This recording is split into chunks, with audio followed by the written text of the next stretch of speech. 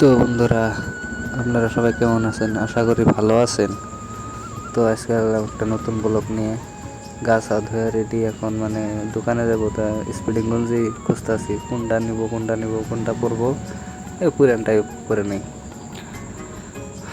গা ধুয়ে শৈল কুচি নেই, গঞ্জি দিয়ে পুষতেছি, পুষে নিয়ে গেঞ্জিটা পরে নিলাম। পরে নিয়ে দোকানে যাচ্ছি।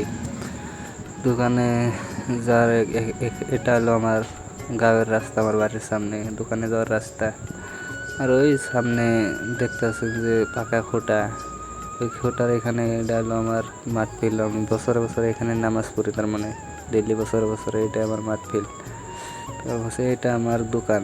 দোকানের সামনে যেটা গাছটা দেখছেন, এই গাছটা হলো আমার নিজের হাতে করা কৃষ্ণচূড়া গাছ। আর এটা হচ্ছে আমার দোকান, দেখতে পাচ্ছেন। বেশি বড় না দোকান আর কি, ছোটো মোটো আর কি আছে, আর কি চলা যায় আর কি। তারপরে এইরকম গরম দিছে, গরমের মাঝে কী করি, দোকানের লাইন নেই। পরে গাছতলায় এনে আমরা সব দোকানে মিলে এখানে রেস্ট করতেছি। ওই যে চাচা, ওটা আমার ডাক্তার চাচা, ওটা আমার হাবিল ভাই ডাক্তার।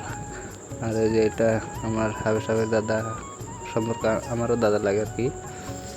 ঘুম পাড়তেছে আর কি, পুরা ছায়ার মধ্যে আরামসে ঘুম পাড়তেছে আর কি।